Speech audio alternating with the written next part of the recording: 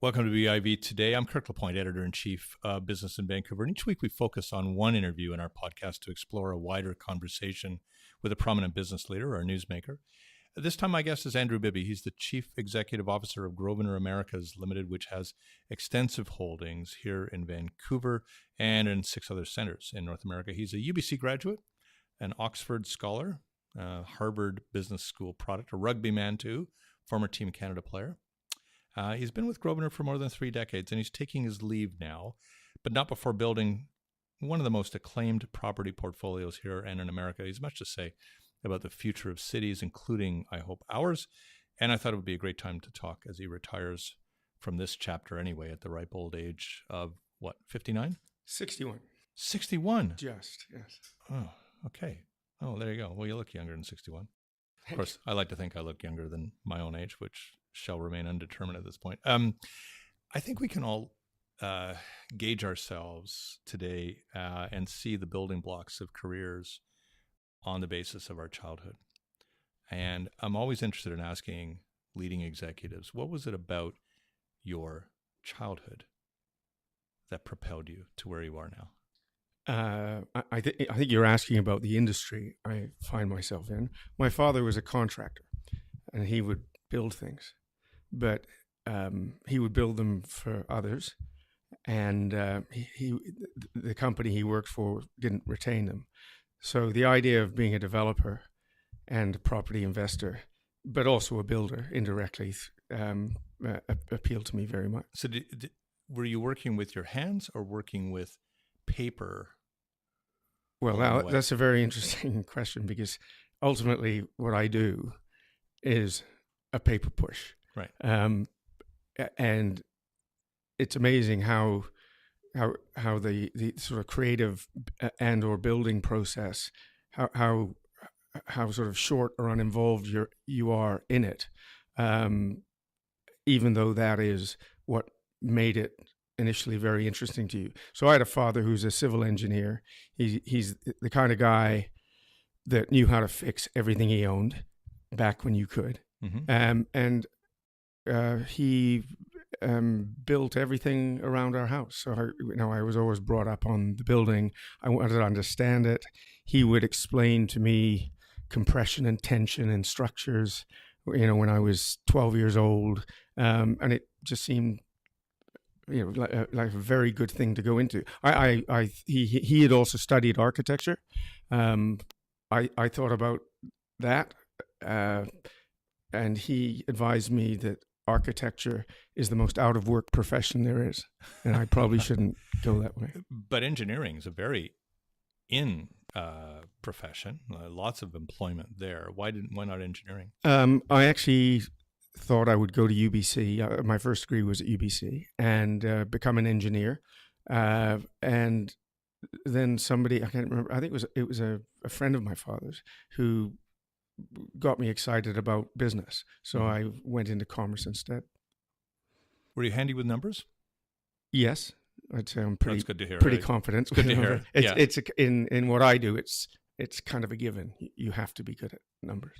And so, so how early were you in life when it was apparent, by the way, that these spheres were going to be your spheres? That there was probably a little bit of a choice to be made among them, but that you weren't, say, going to become, I don't know, a writer, or you weren't going to become you weren't going to become anything other than in this area. I went to St. George's School, which is a private school, sort of upper middle class school, and everyone there was sort of worried about whether they would amount to what their parents had amounted to. And so if you looked at in the yearbook at what people put down was their likely profession, I think probably half of them would have said lawyers, because that seemed to be an acceptable thing. Yeah. And in fact, I think only about 6 out of 75 became lawyers. But you were able, I'm sure your father was a great man, but he's still around. You've been able, so you better say he's a great man here any second. But in a way, he would have been proud of the fact that you had essentially grown economically. You had a better standard of life than you are, I guess, the product of a generation that expected that for their children. Yes. that they would do better. Yes, very much so. Yeah. So how then do you determine to take philosophy at Oxford? Well, I didn't. Basically, at Oxford University, if you are an undergraduate, you get your master's. Oh, sorry, you get your bachelor's degree in arts. I think it's 3 or 4 years later you can come back and you can pay for a dinner and they give you a master's in the arts. Oh, And it's the scholastic bit followed by presumed experience. The actual post or advanced master's level middle degree at Oxford is a Master of Philosophy. So I have a Master of Philosophy in Management Studies, which I must tell you does not exist any longer. It's now an MBA at the Said School of Business. Oh, okay. So essentially what I had was an MBA. The difference was being Oxford, it involved doing a thesis. Well, but there must be philosophical applications in what you're doing at all times. You're dealing with human behavior. You're dealing with moral dilemmas. You're dealing with ethics. You're dealing with the whole panoply of philosophical. Yes, there were, although I didn't do it at Oxford, at UBC, I remember doing a very good philosophy course, which has helped me over the years. Yeah. What's then the human application of that? What do you feel? Because it can be considered a remote discipline. And yet it has, of course, the application with all of our lives. How do you feel you've been able to take that learning and integrate it into your commerce learning and your eventual, masters of business learning? Well, it involves questions of right or wrong. It involves questions of fairness. I could think of other, but. So did it then have, you think, did all of this have the impact on you on the kind of executive you felt you could or wanted to be? Yes, I certainly believe, back to fairness, I certainly believe in treating people fairly. I'm interested in politics, the rule of law, very much rule of law. I'm more or less riveted or addicted to what's happening south of the border right now, precisely because it's such a travesty, and you have a very powerful person there who really has no regard for that kind of inquiry or even attempting to understand what it is that other people are up in arms about. I can ask you so many questions about Donald Trump, but I'll start with this one, which is a lot of businesses are very quickly beginning to shower him with praise because of tax cuts, ignoring all of these other things that are taking place. Where do you situate him that way? Well, he will. I think he says what he thinks he needs to say to get the support of his base. A segment of the right wing, a very large segment in the right wing, is obsessed with tax cuts. It is their sole economic policy. Now, I'm not for excessive taxes at all, but I think we have a much better society as a result of taxation. And there are frankly things that government does well that nobody else can do. I mean, obviously the military is one of those things, but I think also education is another. The provision of healthcare is another. Obviously, running our legal system. Yeah. And your projects are in many cities where there is still a great deal of disparity, great deal of inequity. It's some of the cities are fantastically wealthy, but they also feature kind of a almost significant human suffering. Yes. That then calls upon government. Yeah, and I think that you're fooling yourself if you don't think that government is the best way of addressing this. Canada's, from my perspective, a much fairer country than the U.S. Yeah. How do you as a Canadian working a lot in the United States, spending a great deal of your time there, how in the last couple of years have we become a bit of a different object for Americans? I think I would have, I haven't given this so much thought lately, but about 3 or 4 years ago, I would say Canada was pretty cool. You know, we do a lot of things extremely well. I think our immigration policies, for instance, have resulted in a very positive experience for the country, both economically and socially. Yeah. Is America ready to learn anything from Canada, though? That's a good question. Parts of it are. I Yeah. guess so. I mean, there's no question. I am aware that there are people who are resentful, who are looking for somebody to blame, and I think Donald Trump has done a very good job of blaming those people. And what's particularly outstanding is that he's expecting people will feel better because he has singled out, called out, and verbally punished those people. You and I talked before we started about politics, and what do you think Donald Trump is, in a way, teaching us about politics now? I don't know really. I don't give him much credit for thinking above a certain level. I think he's a fairly primitive guy in his thought process. He's certainly very primitive in the way he expresses his thoughts. I think he has a very strong, visceral sense of how people are feeling and what he can do to infuriate them. Yeah. Does his approach clash with a company like yours in the sense of what your objectives are in a community? Has it trickled down to that level yet? I don't think I couldn't really. He doesn't work at that level, right? You know, we were. But he's a big city developer in a certain sense, right? That's I think you'll find that most people that are developers in the U.S. don't really think Donald Trump's a developer.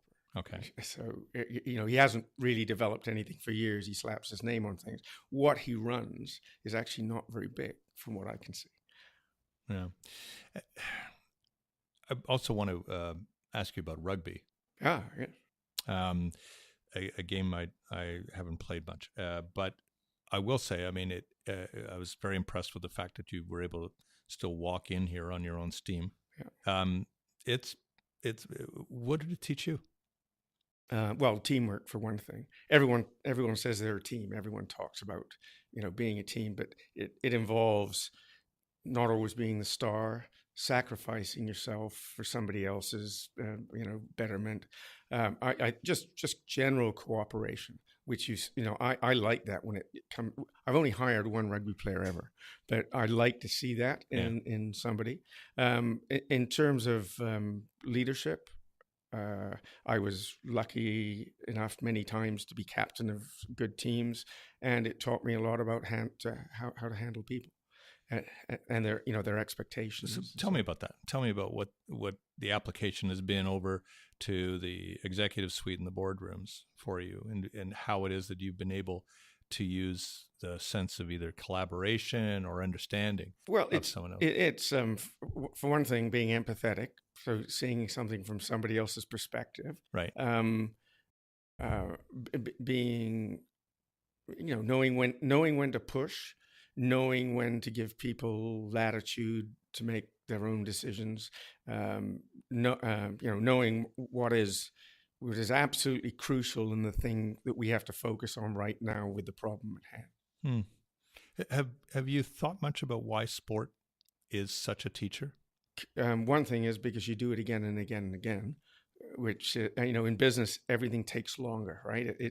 The cycle of an exercise, whereas games, you have multiple games. Rugby is a particularly interesting game because it's you said I don't look as though I'm all broken up. Well, the reason I'm not all broken up is because I'm a back. Yeah. Meaning my job was not to run into people but to elude them. Or as a friend of mine I just spent last weekend with, Hans de Goody, who's a very big player. He says there are two types of rugby players: they're piano players and they're piano movers. He's a piano mover. I was more of a piano player. Yeah. And so your ears are not all cauliflowered. No, exactly. Well, I never even get close to that. But it's interesting too. So one of the things about rugby that's so interesting is are not many sports where the kind of physique or attributes required for different positions are so different. Mm-hmm. I mean, I could look at somebody and tell you probably what kinds of positions they might play. Right. So everyone is, because they look at me, I'm 180 pounds, 6 feet. And I'm not a large man, but people automatically assume, I must have had a hard time or something like that. But in fact, it was quite the opposite. No, you were swift. Yeah. I was a running back in high school, and I don't think I ever got over 165 pounds. Yeah. That was more like my playing weight, actually. Yeah. You're 170 something. Yeah. But I play goaltender now in hockey. Right. And I could probably play until I'm 90, right? Because there are leagues for that. How long do you get to play for rugby? How late? If you're sensible. And I played at the top level here till I was 35. There are people who play what are they called, over 40s rugby, and you can do it. But it's rugby is the risk reward isn't really there. Doesn't sound. I'm not going to be as good as I was, so I don't know why I'm doing it. And you can really get hurt, and that will really affect the rest of your life. That's right. And so for me, it was something I did for a certain period of life in a fairly what's the word? A controlled environment. I was playing with players who were good, who were not going to set me up for an awful tackle and things like that. So, but when you start playing more of a social brand of the rugby, which you've probably seen guys play at Brockton Oval, you're taking a risk. Yeah, I can always find a level of game, and I think I'll be able to do that for another 15, 20 years because of the mass involvement in a country like ours of hockey. Yes, right? You can find that. Rugby, not so simple. I think. No, but you go to a country like New Zealand, and rugby is to them what hockey is to people here. Yeah, exactly. And you go to the beach in the summer, and everyone's playing touch rugby on the beach. So. Yeah. It's a great challenge. Do you give back now to the sport? Are you? I'm on the board of Rugby Canada. Yeah. And so I give them financial support. Yeah. And of course, Grosvenor is the title local sponsor for the Rugby Sevens. Yeah, exactly. The Sevens have, in a lot of ways, ignited, I think, an entire generation here that maybe wasn't all that familiar with the game. And do you think we have this? Do we have a sustainable future as a world middle power in the sport? Well, right now, these are not good days for Canadian rugby. We used to be sort of 10, 11, 12, 13 in the world. I think we're now at 25, and we have not yet qualified for the World Cup next year. On the other hand, in large part because of the seven-a-side, when the New Zealand Maori All Blacks played here a few months ago, 30,000 people showed up for the game. That's the biggest crowd ever for rugby in Canada. So it's going to take a while. This is only our second year. Yeah. So there's almost a way the enthusiasm of the audience may build the participation in the sport at some point. Yes. Right. But unlike football, parents don't have the same concussion fears in rugby. Yes. Because you're not wearing a helmet. Right. Well, the history of rugby is the history of American football or gridiron or whatever, it came from rugby. Yeah. And it was supposed to be a safer version of rugby, I believe, because Teddy Roosevelt told them he would outlaw the game because people kept getting hurt. So they had a few innovations, including stoppages of play once a tackle happens, therefore the downs in football. That's why there's only 11 minutes of actual action exactly in a football game. Yeah. And but they also they brought in another innovation, which was a forward pass. But they brought in padding, which started out essentially being protective.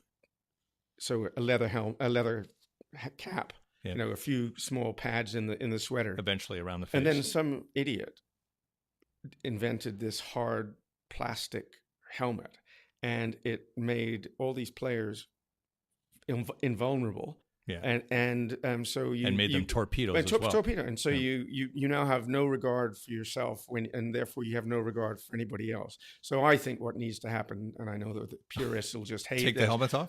Take the padding away. It seems counterintuitive. Well, or at least reduce them.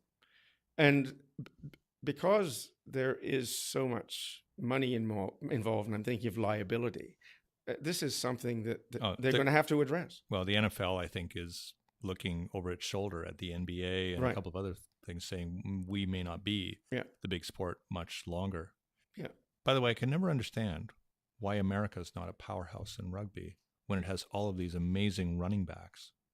They don't. It helps to have played the game. I mean, it's a game where it's all about continuity. So when you get tackled, it's very important what you do next, and that's actually quite a sublime skill. It involves strength and so on. But the U.S. actually are becoming a world power. They're doing better than Canada at the moment. And if you talk to people in world rugby, they want the game to spread. And of course, the best market in the world is the U.S.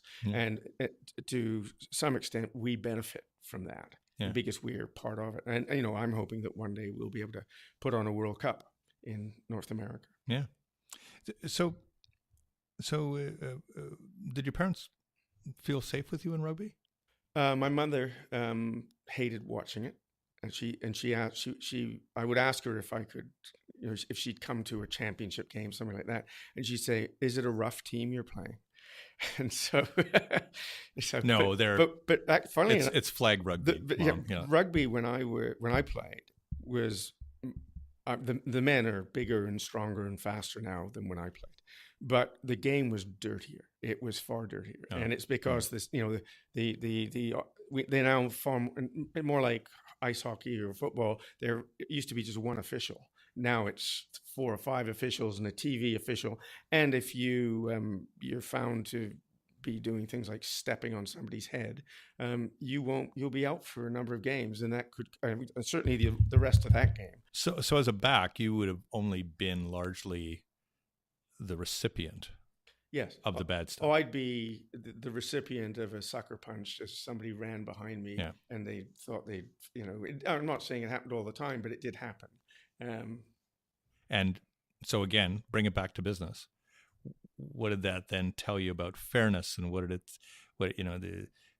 having been abused a little bit on the field, does then make you go, okay, I understand how I can't do that? Yes. The company I work for is a great company to work for because it believes in doing the right thing, which includes playing by the rules. Yeah. Now, a lot of businesses say that, Andrew. Oh, we do it. I absolutely no compunction in saying that is what we do, and it's very common. What are the right things you do that you think maybe others claim to do but don't? What are those things? Keeping my word. Even if there may not be a formal written contract or something like that. Just doing what I said I would do. Oh. And I'd say that's pretty common throughout the company. Yeah.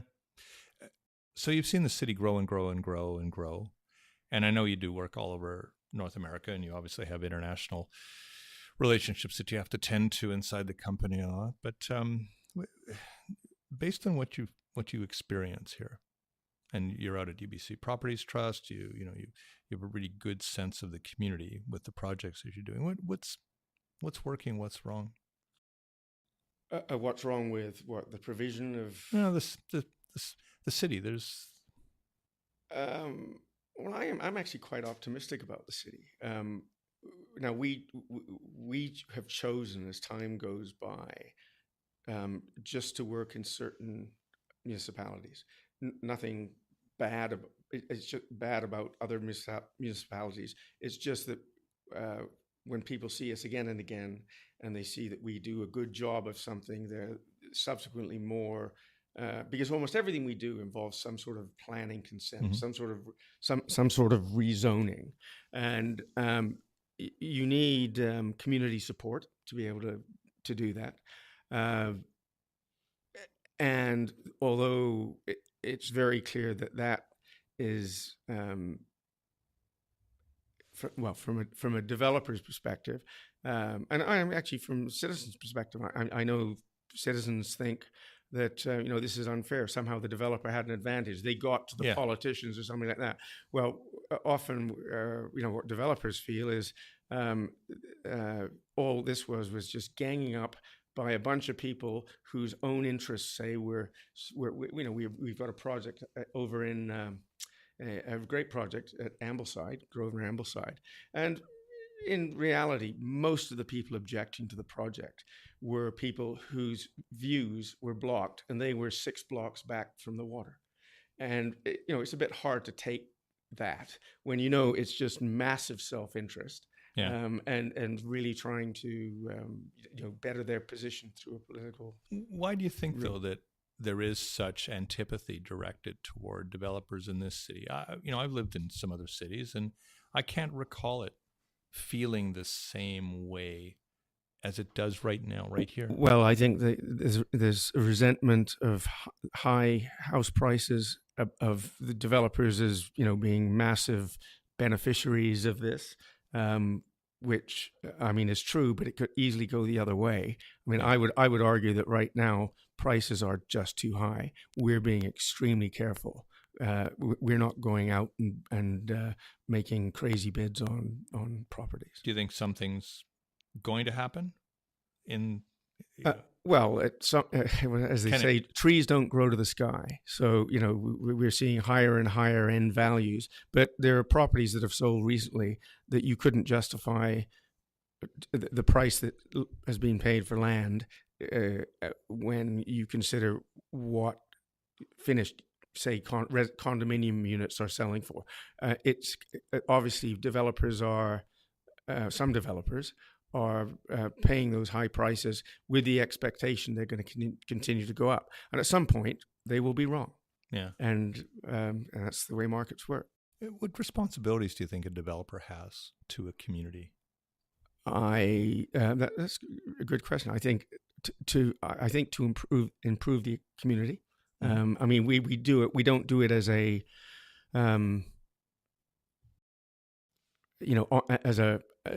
as a team. We do it as individual economic actors. But it's funny how people they love cities, they love the place where they live, and that was done by developers. And so what is the sort of natural area of conflict involves change. So you are changing something that somebody has that they value, and sometimes it's a what do you call it?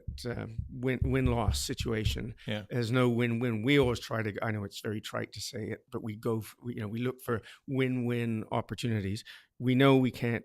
There will always be people who will oppose everything or anything. In fact, I once had a neighbor who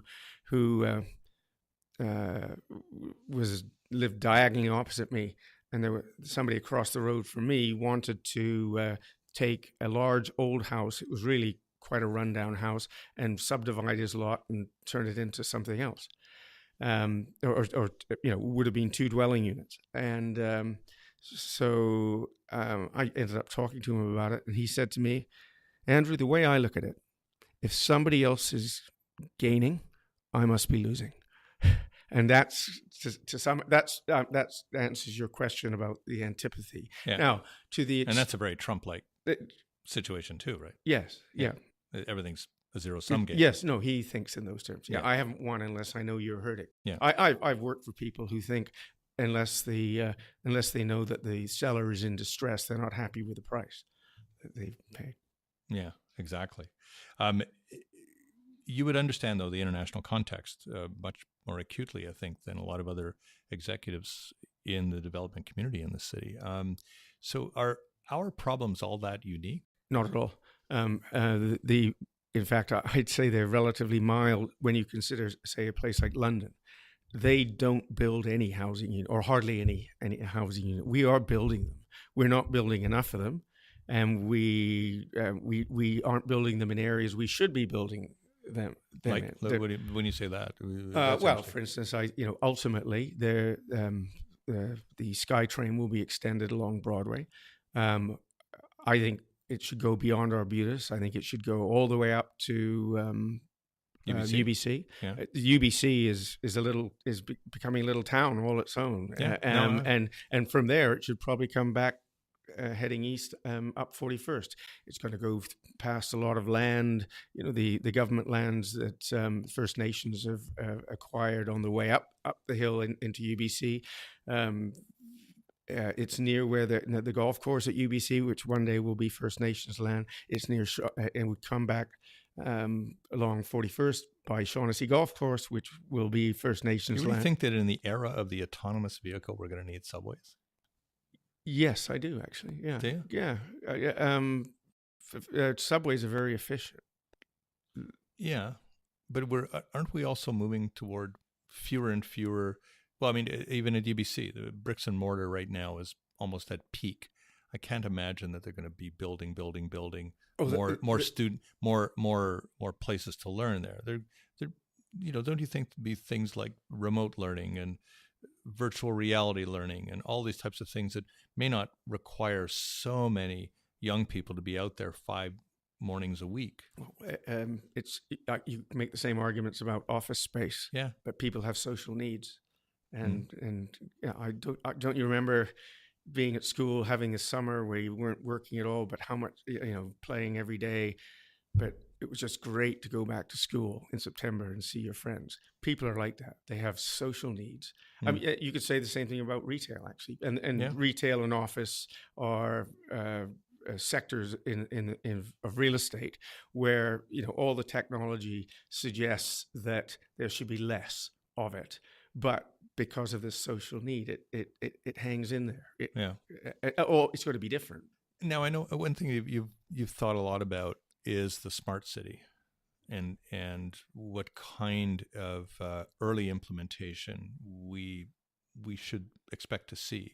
I mean, I'm looking at what you mean by smart city. Well, the wired place, the place where the buildings are essentially they're doing a little bit of their own thinking around energy, around things like lighting and functionality and integration into that, and where you've got things like traffic flows that are better monitored, better manipulated by technology to make traffic more effective.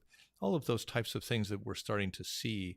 I mean, although I know it's not getting great reviews right away, Google's sidewalk experiment in Toronto, there's a high expectation that is going to lead to a higher caliber of life through technology, and that the developers are going to have to play a pretty significant role in all of that.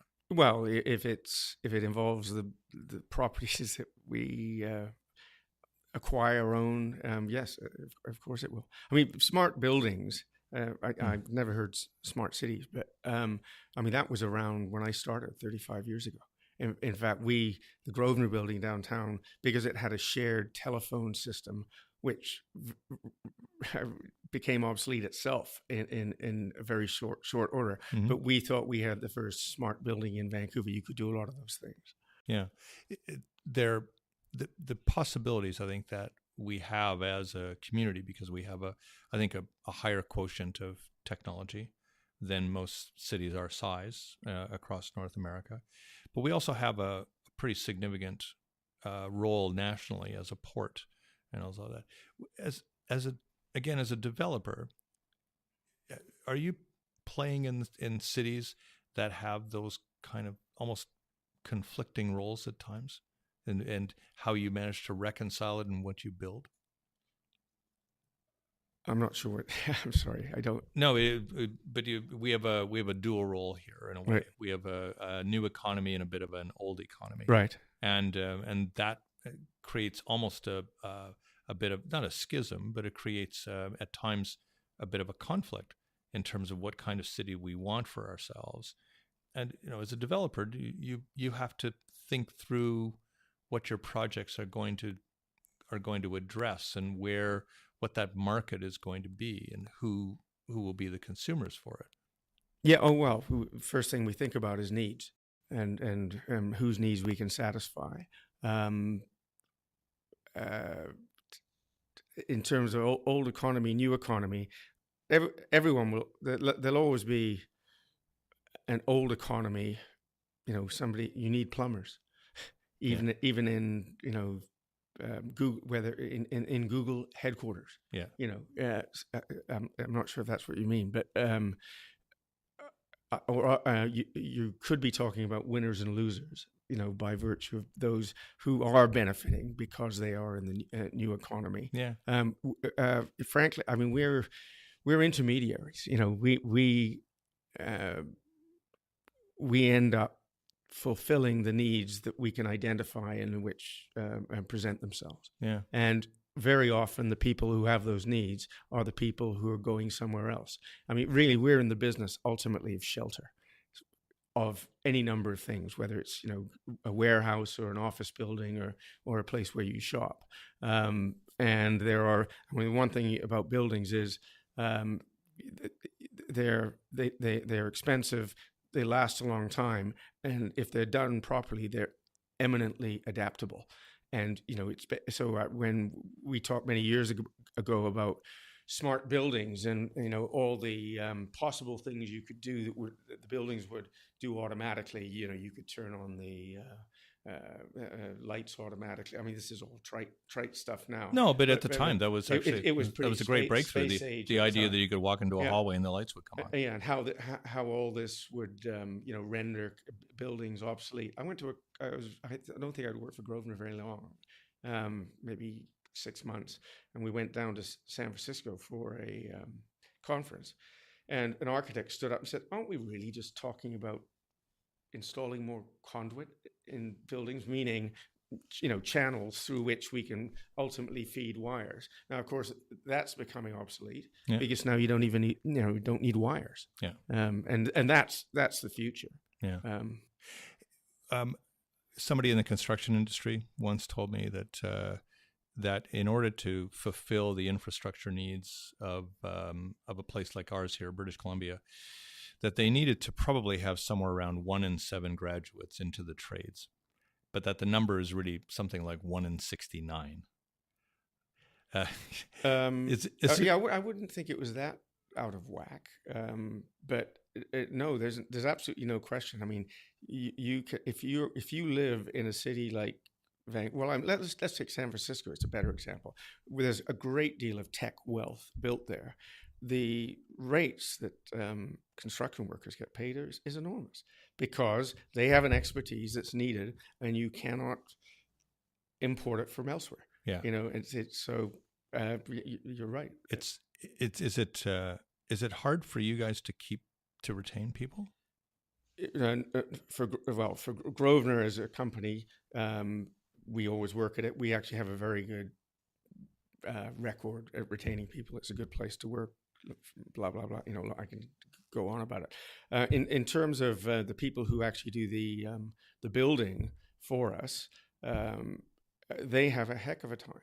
And not surprisingly, for instance, the Ambleside job, there's traffic on the Trans-Canada Highway coming across the bridge, and so workers they want to start at 5 a.m. and miss the traffic, and they want to be gone by 1 or 2, and they certainly don't want to work overtime. and so that's kind of it's making it work more expensive. Yeah. And, Yeah. Last couple of things, Andrew. I mean, I really want to hear. You're too young to not do anything again. right. What kinds of things do you want to do now? Well, I deliberately not made any decisions. I know what I don't want to do, and that's to work for somebody. I could work with somebody, or I could perhaps make some investments. I've got some ability to do that kind of thing. I could I do some board work now, some of it for profit, some of it not for profit, and some of it which looks like it's for profit, but it's really not for profit. And I could do some more of that. I can't do it now because it would be too much.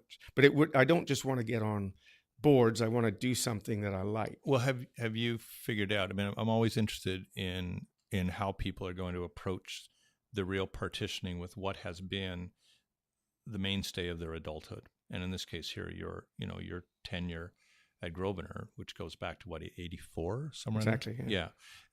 So there you are now with pretty well 35 years in one company.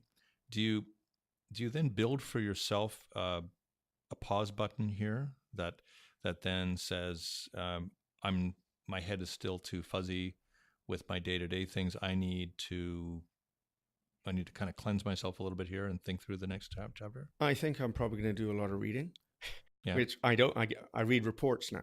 I don't. I never read novels. So I don't read for pleasure. Yeah, so no more reading for work for a while. Exactly, and that'll be great. But for some of the boards I'm on, there's a fair bit of reading. Yeah. Do you feel compelled though to jump back to something? No, and I think I'm the kind of person who just can't be bored, because I will just do something if I'm bored. Yeah. But don't you have to, in order to figure out what your next chapter is, bore yourself a little bit? Yeah, there is that technique you use when you're procrastinating. Not doing something is just sit still and don't allow yourself to do anything unless it's that thing next, and your mind needs it. Are you repelling the entreaties from others to say, "Oh, great, you're going to be available. Let's do something"? I've had some discussions with friends, former colleagues, who would like to do some things, but I'm not in a rush, to do it. I mean, the obvious thing for me to do is something along the lines of what I've done, but obviously it's not Grosvenor, so it would be smaller. And is that where you're leaning right now? I'm not trying to pull this out of you, but I'm looking for like clues about what your thought process is. I could see some really good opportunity coming out of the blue and saying yes, and I'll just change my plans if that's what you're asking. Yeah. But I have no plans to become sort of newly active at the moment. I think it would be it's been a long time that I have How many miles have you logged? Any idea? Oh, I'm always I have no idea. I'm always in the super elite by July of each year. And in fact, I mean, as an aside, I've already traveled 14 or 15 trips this year, and I found myself a few weeks ago with deep vein thrombosis, and then I got a pulmonary embolism. Oh my God! I know, it's quite serious, and of course, because I'm traveling and working, I ignore it. I assume I have a virus, and then somebody the only reason I go to a doctor is because somebody convinces me I might have pneumonia, and then the doctor figured it out pretty quickly and said, "You better go to emergency." And well, I guess I should wish that you get out of super elite then, right. And yes. Kind of lay low for a bit. Yeah. But it's been great talking to you. I want to thank you for your generosity with time today. I've learned a lot. I thank you. Very interesting. Yeah. It's BIB Today. I'm Kirk LaPointe, Editor-in-Chief of Business in Vancouver. Thanks for listening.